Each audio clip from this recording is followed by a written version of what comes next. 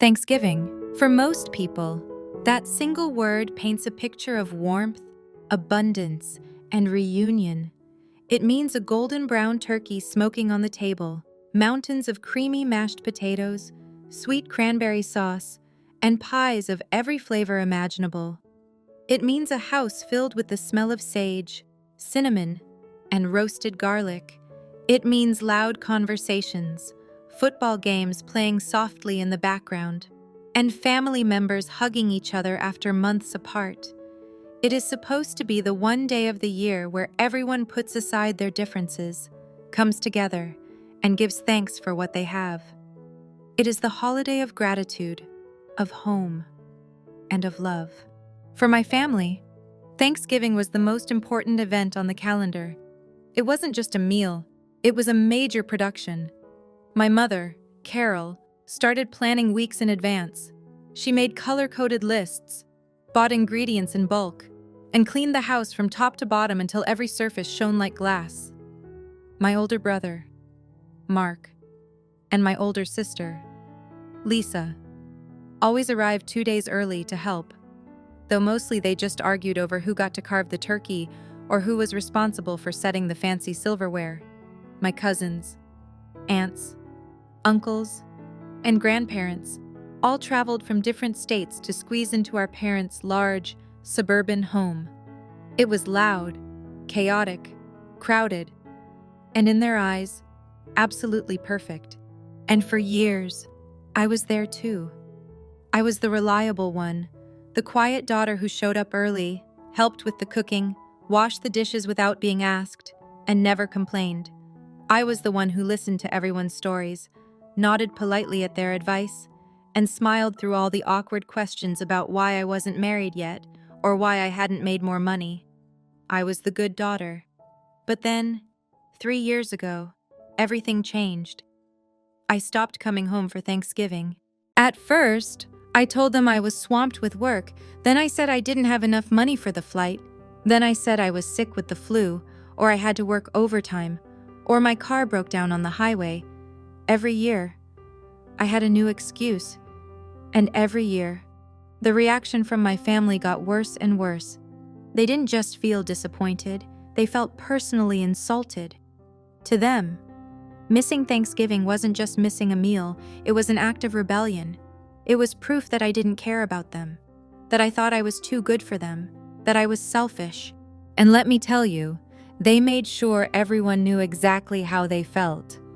Have you heard from Sarah lately?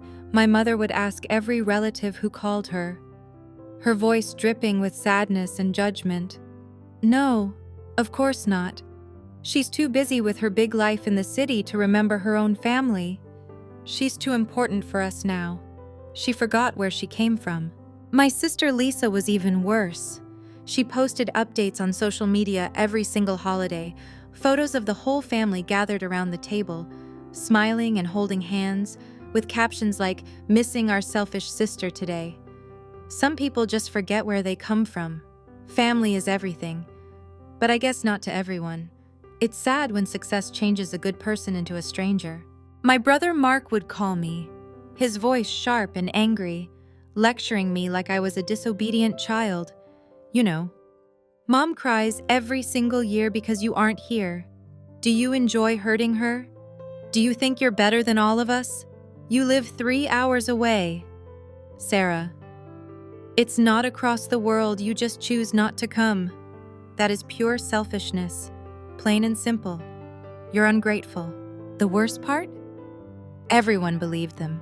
All our relatives, all our family friends, everyone in our small hometown, they all took my family's side completely. To them, the story was simple and clear. I was the youngest daughter. I moved away to the city to chase some dream. I got successful, I got arrogant, and I abandoned the people who loved me and raised me. I became the villain of the family story. I was the ungrateful girl, the selfish daughter, the one who didn't care about anyone but herself. People would whisper about me at grocery stores or church events. Did you hear about Sarah? She hasn't come home for 3 years. She never calls, never visits. Her parents are heartbroken. It's such a shame. After everything they did for her, I saw the messages, I heard the rumors, I read the cruel comments online. It hurt, God. It hurt more than I can explain, but I never defended myself. I never told them the truth. I just kept quiet, let them think what they wanted, and stayed away. And I stayed away for a very specific reason. A reason they didn't know about. A reason that went back years, to the darkest day of our lives. You see, 12 years ago, our father died. He died after a long, terrible battle with illness. I remembered those days vividly.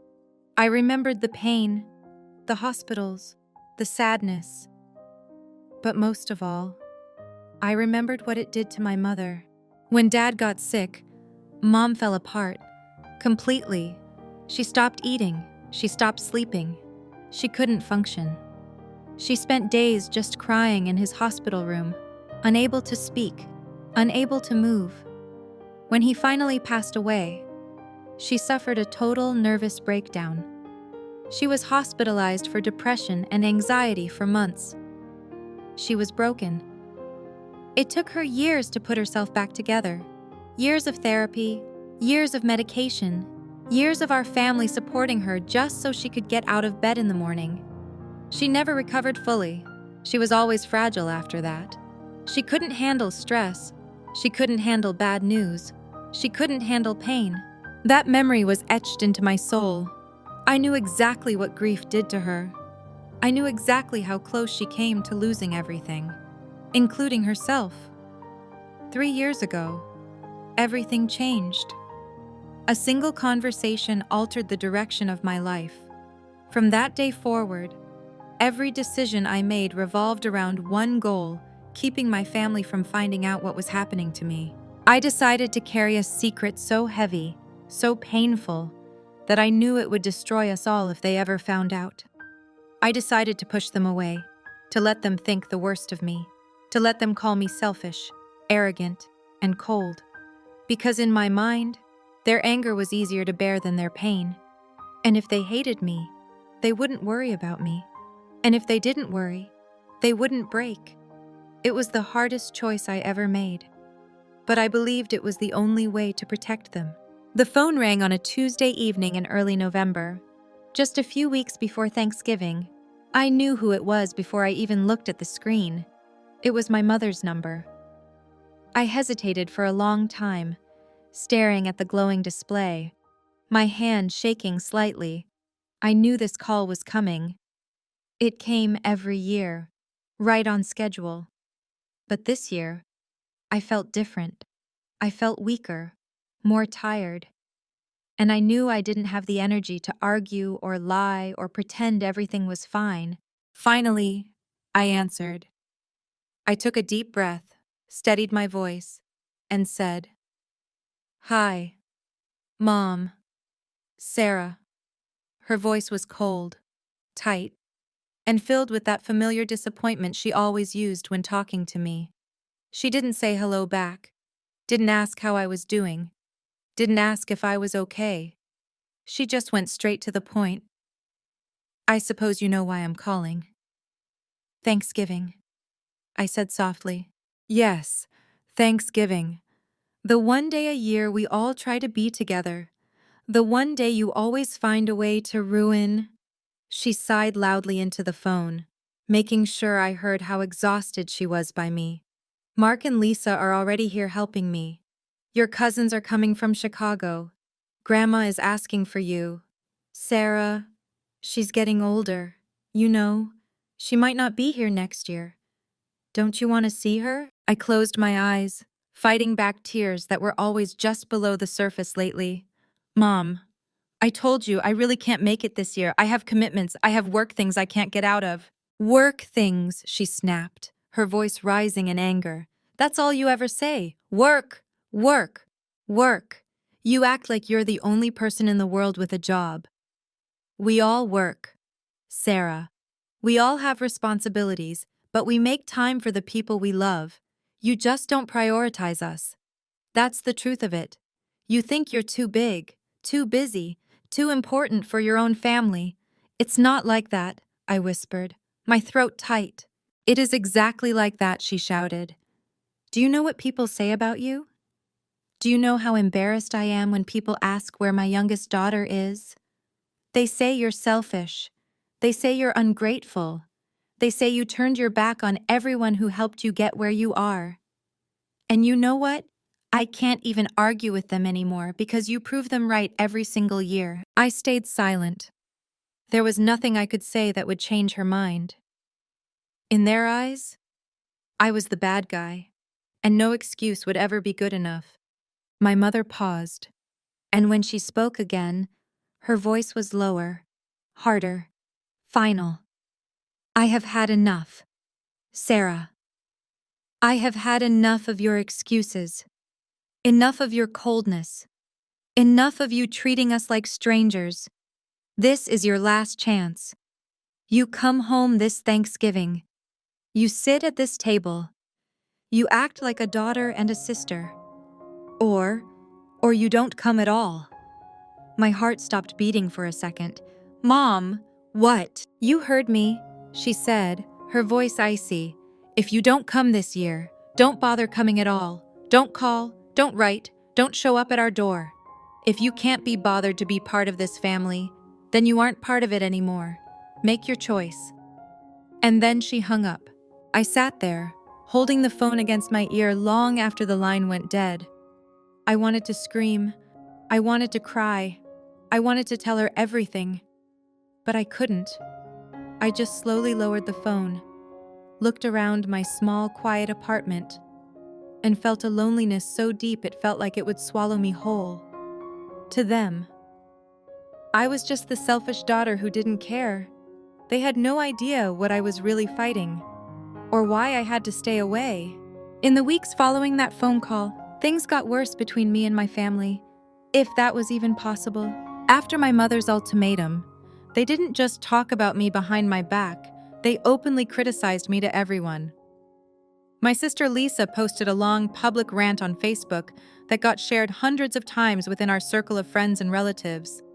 She wrote, "Some people will break your heart and act like they have no idea why. We invited my sister for Thanksgiving. We begged her to come, and she chose her busy life over us. She chose to be alone rather than be with the people who love her most. Selfishness is a disease, and unfortunately, it's taken over her heart. We are done trying. If she doesn't want us, we won't force ourselves on her." The comments section was flooded with support for them and insults toward me. So sad she turned out this way. You guys are better off without someone so cold. She'll regret it one day when she has no one left. Ungrateful brat. I read every single one of them, and every single one felt like a knife in my chest. But I still didn't reply. I still didn't explain. I just kept going through my days, doing what I had to do, while my body got weaker and my life got smaller and harder. And it wasn't just the holidays. Over the last 3 years, my behavior had changed in ways that were impossible to hide, even from a distance. I was getting thinner, so thin it was scary. If you looked at photos of me from 5 years ago, I was healthy, curvy, strong. Now, my face was gaunt. My cheekbones stuck out sharply. My eyes looked huge and hollow in my face, and my arms and legs were like sticks. I wore oversized sweaters, baggy jackets, and long dresses everywhere I went, trying to hide how much weight I had lost, trying to make myself look normal. But it was getting harder. I was losing weight faster and faster, no matter how much I tried to eat. Food tasted like nothing, or like metal, or like sickness. Most days, I could barely swallow a few bites before I felt like throwing up. I started canceling every plan I made. If a friend invited me out for coffee, I said I was working. If someone asked me to dinner, I said I wasn't feeling well. If anyone tried to visit me, I said I was out of town or too busy cleaning. I stopped going to birthday parties, weddings, gatherings, or events. I became a ghost. I existed only in my small apartment and the places I had to go. and nowhere else. And I stopped answering the phone. For the first year or so, I would call back eventually. I would send text messages. But lately, I went days, sometimes weeks, without speaking to anyone except the people I absolutely had to. My phone would ring, and I would just stare at it, lying in bed, too tired, too sore, too sad to pick it up. I couldn't talk to them. I couldn't pretend to be happy, or healthy, or fine. And I definitely couldn't talk to my family, because every conversation turned into an argument about why I wasn't visiting, or why I was so cold. So they painted me as the villain. They told everyone I had changed, that I had become mean, that I had forgotten where I came from. They said I was too good for them now. They told everyone I was living a wonderful, rich life in the city, driving a fancy car, wearing expensive clothes, and having the time of my life, while leaving my poor, heartbroken parents behind. And almost everyone believed them. Everyone except one person, my Aunt Diane, my mother's older sister. Aunt Diane was different from the rest of the family. She was quieter, she paid attention to details, and she didn't jump to conclusions. She had always been kind to me, even when I was a kid. She was the one who would listen to me when I talked, who asked real questions, who looked me in the eye. She had noticed the changes in me long before anyone else. She noticed that when I did answer the phone, my voice sounded tired, breathless, weak. She noticed that I never sent photos of myself anymore, while everyone else was posting selfies and updates constantly. She noticed that every time she asked me how I was, I said fine too quickly, too sharply, like I was hiding something. And she noticed that I was missing every single family event, not just Thanksgiving, birthdays, Christmas, Easter, anniversaries. Nothing brought me home. While the rest of the family was angry and judgmental, Diane was worried. She brought it up at a family dinner about 2 weeks before Thanksgiving. Everyone was sitting around the table, talking about me. As usual, Mark was complaining about how rude I was. Lisa was reading out mean comments from her post. And my mother was shaking her head sadly, saying she had failed as a mother. "Stop," Diane said suddenly, putting down her fork. The room went quiet. "Just stop it, all of you." My mother looked at her, surprised. "Stop what?" "Diane, we're just talking about the reality of the situation. Sarah has abandoned us." "Is that really what you think?" Diane asked, looking around the table at all of them. "Do you honestly believe she's doing this just to be mean, just because she's selfish?" "Of course," Mark said loudly. "What other reason could there be? She lives 2.5 hours away." "Aunt Diane, 2.5 hours. If she wanted to come, she would come. She just doesn't want to." "I don't know," Diane said slowly, frowning. "I've been thinking about this for a long time. Something isn't right here. I've known Sarah since she was a baby. She was the sweetest, most caring little girl you could ever meet. She was never selfish. Not ever. And remember what happened when Dad got sick? She took care of you. Carol, when you couldn't even get out of bed. She was the strongest one here. People don't just change that much, that completely, without a reason." "She grew up," Lisa said bitterly. "She got a big job and a big ego." "No," Diane shook her head. "I spoke to her on the phone last month. She sounded so weak, so tired. She hasn't posted a photo of herself in over 2 years. And have you noticed how thin she looked in the last picture we do have? She looked like she was wasting away. Or maybe she's sick," Diane said quietly. The room went dead silent. "Sick," my father spoke up. "What do you mean sick? She never said anything about being sick." "Exactly," Diane said. "She never says anything. She avoids us. She cancels plans. She never lets anyone come over. And she won't come home, even when you threaten to disown her. If she was just being stubborn, wouldn't she fight back? Wouldn't she argue, but she just accepts it? She lets you call her names. She lets you hate her. That isn't normal." That isn't Sarah. Diane leaned forward, looking at every single one of them. I think something is very, very wrong.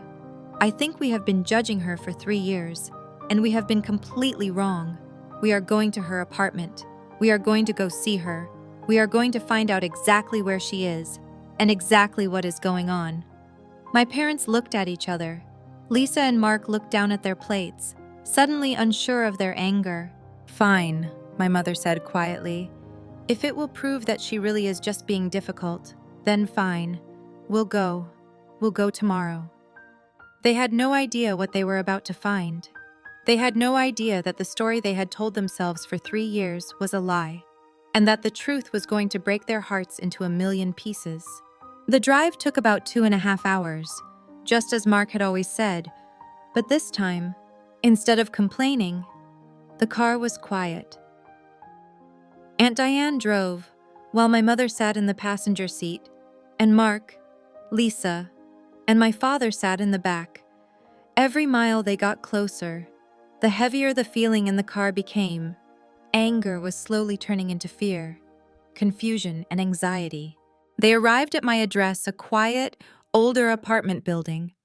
It wasn't the fancy, expensive high-rise they had imagined. It was modest, simple, and quiet. They parked, walked to the 3rd floor, and stood before my door. Diane knocked, once, twice, 3 times. No answer.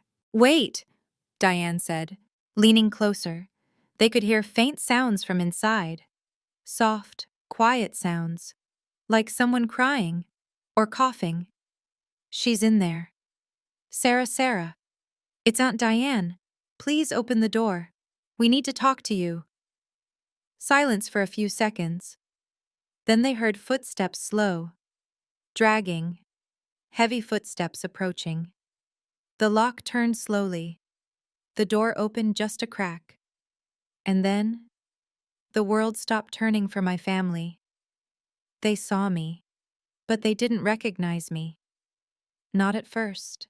I was standing there, leaning heavily against the doorframe to hold myself up, because my legs were too weak to support me alone. I was wearing a huge, thick, oversized hoodie that swallowed my whole body. But even that couldn't hide how thin I was. My face was pale, grayish, and sunken. My skin looked paper-thin and fragile. But the worst part, the part that made my mother scream and step back in horror, was my head. I had no hair, no long brown hair that I had always been so proud of. No bangs, no ponytail, nothing. My head was completely bald, smooth and pale. There were dark purple circles under my eyes that looked like bruises. My eyebrows and eyelashes were gone too. I looked at them, my eyes wide and terrified. I tried to close the door, to hide, but I didn't have the strength.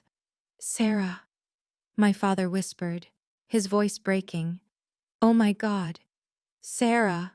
What are you doing here?" I stammered, my voice hoarse and weak, barely louder than a whisper. I didn't expect. Please, go away." My mother rushed forward, pushing the door open fully, and then she froze. She looked past me, into the small apartment, and that was when they saw it. It wasn't a living room full of nice furniture or expensive things. It wasn't a home of someone living a great life. It looked like a hospital room. Against the wall stood an IV pole with bags of medicine hanging from it. There were piles of medical supplies, bandages, gloves, disinfectant, pills of every color and size, boxes of tissues, and plastic containers for sickness. There were medical charts and reports spread across the table, and a calendar covered in marks and dates. Mark stepped inside slowly, his face drained of all color. The anger he had carried for years vanished instantly, replaced by pure, unfiltered shock. He looked at me, then at the machines, then at the piles of medication.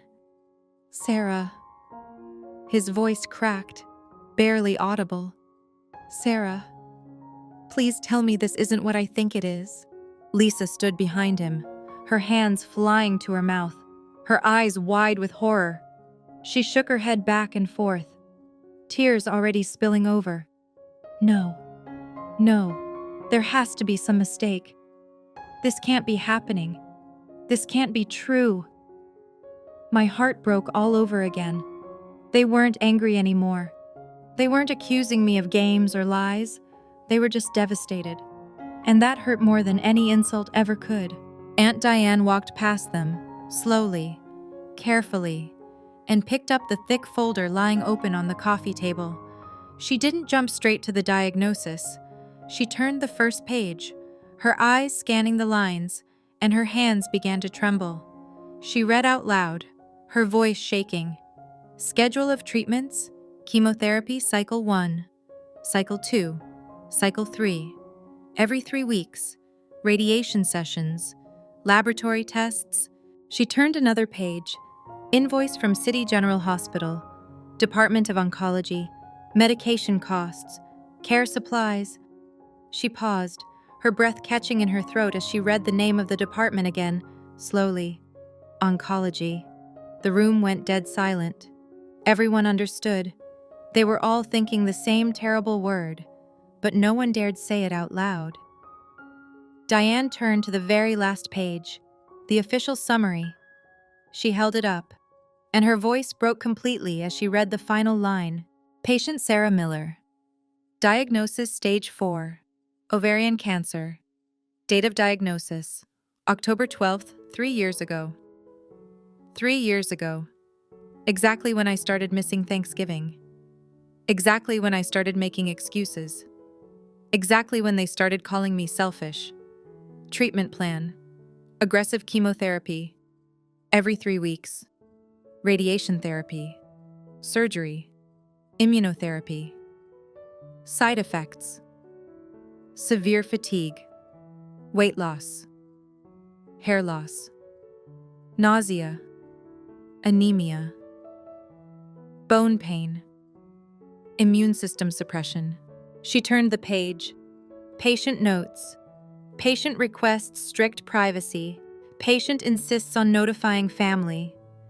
Patient specifically mentions family history of cancer-related trauma, father deceased from same illness. Mother suffered severe psychological breakdown and depression during his treatment. Patient states, I cannot tell my mother. It will destroy her again. I will carry this alone to protect her. Diane stopped reading. She looked up at Mark and Lisa, her eyes full of tears and rage.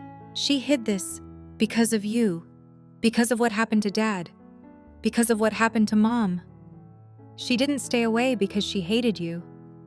She stayed away because she loved you enough to suffer alone. Mark collapsed onto the nearest chair, his body shaking silently.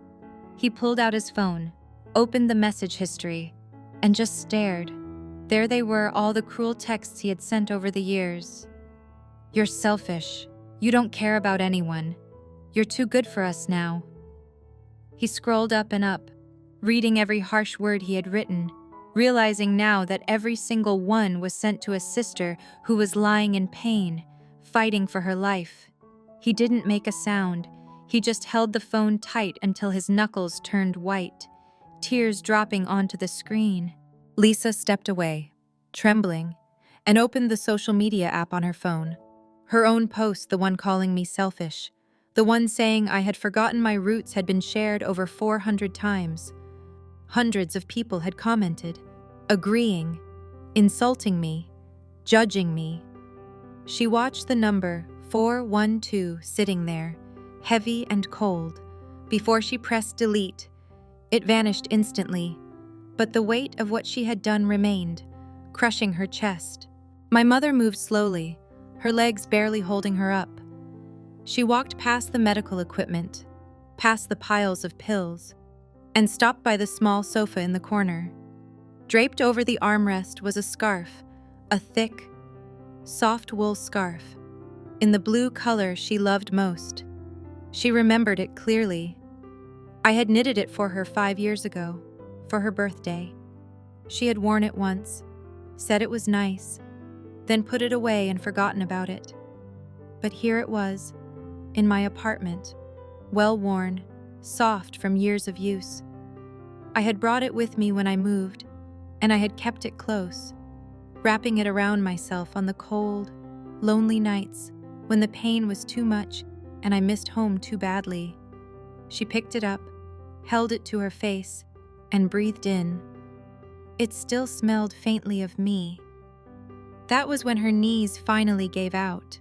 Mark looked up at me, his face wet with tears, his voice broken. "Why didn't you tell us?" he asked. Barely a whisper. "Sarah, why did you carry this all by yourself?" I looked down at my hands, thin and marked with bruises from needles and treatments. I didn't answer right away. When I spoke, my voice was quiet, raw, and honest, no longer the perfect, patient sister, but just a woman who had been hurt, tired, and human. Because I was angry, I swallowed hard, staring at the floor. "Not at first. In the beginning. It was just about protecting you. I remembered Dad. I remembered Mom breaking down. I thought I was doing the right thing." I took a shaky breath, and the words came out faster, like a secret I had held too long. But after the second year, after all the messages, after all the things people said about me, after Mom threatened to disown me, part of me didn't want to tell you anymore. I looked up at them, tears finally spilling over. I wanted you to feel it. I wanted you to understand how much it hurt to be called selfish, to be called ungrateful, to be treated like a stranger when I was dying inside. I was hurt. I was bitter. And sometimes I hated you for making me carry this alone. My voice softened, trembling, as I looked at their broken faces. But I still loved you, even when I was angry, even when I hated you for a little while.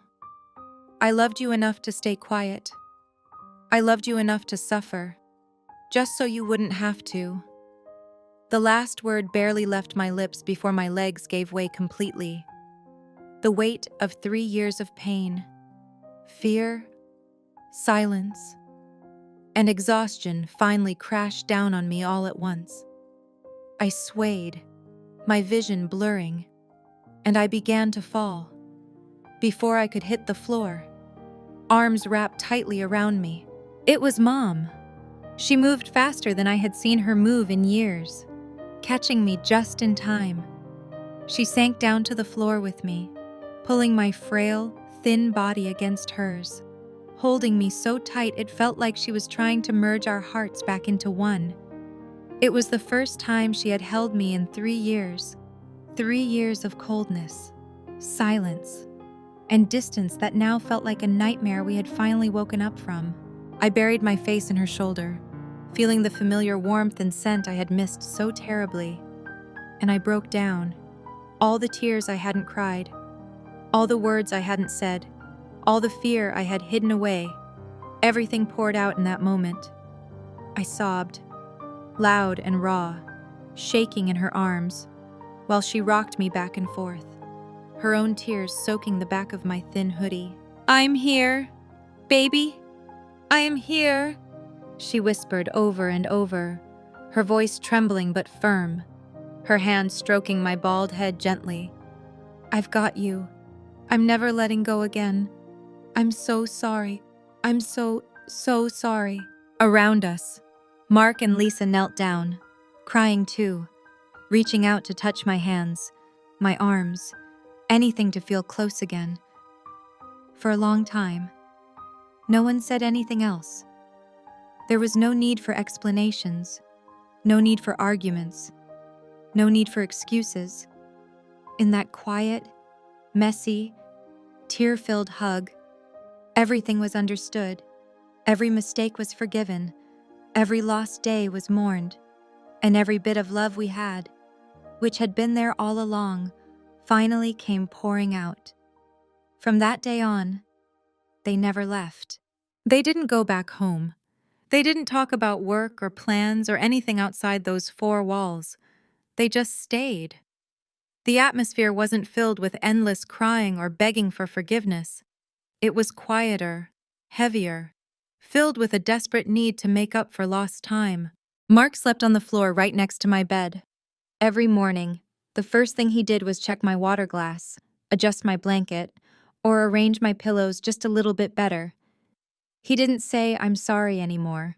Instead, he brought out old photo albums, big, thick books filled with memories we had made before everything changed. He sat by my side, turning the pages slowly, his finger tracing over our faces. "Remember this day?" he would ask, his voice soft. "Remember when we went to the lake? You were so small. You fell asleep in the boat." We spent hours looking at those pictures, reliving the years when we were just a family, before secrets and sickness and anger came between us.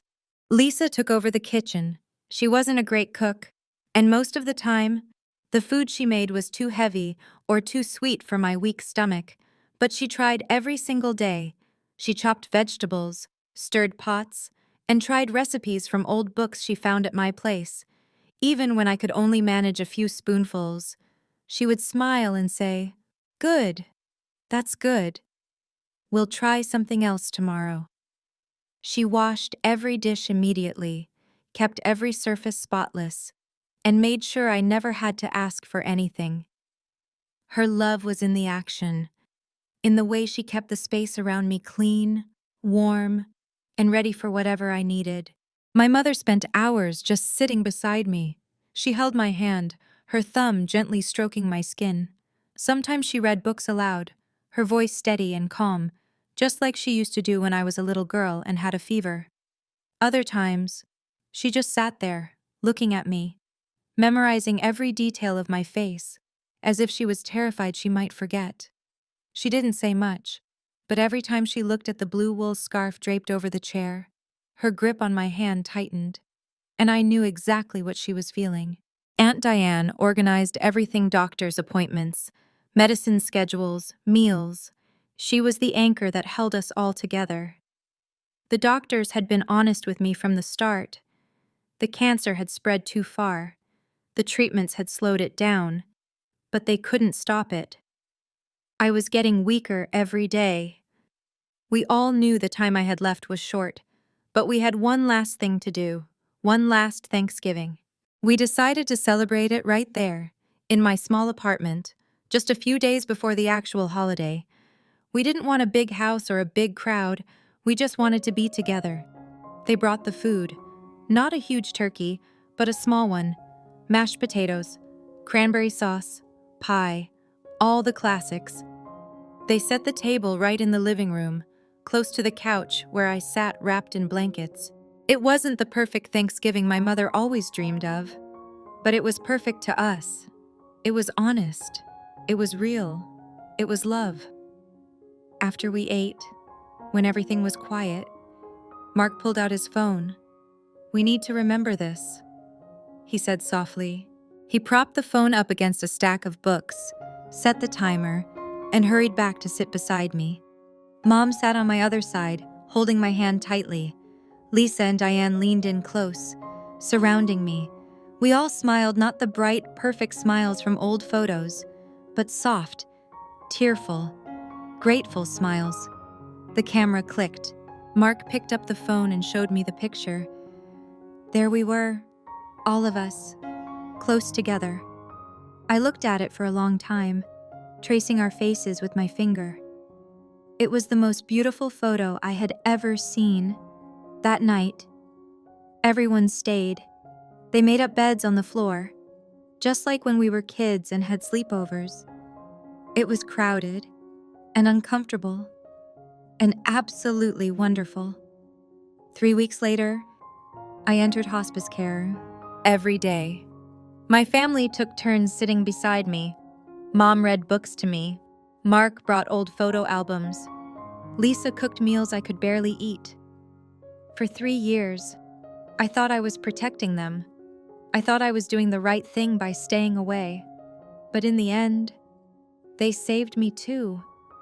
Not from cancer, not from death, but from being alone. They saved me from disappearing in silence. They saved me from dying with a lie attached to my name. They gave me back my identity, my place, and my love. They called me selfish for missing Thanksgiving, until they saw where I was. And when they finally saw the truth, they realized something I wish they had known years earlier. The people who seem the farthest away are sometimes the ones fighting the hardest battles. And love was never meant to be carried alone.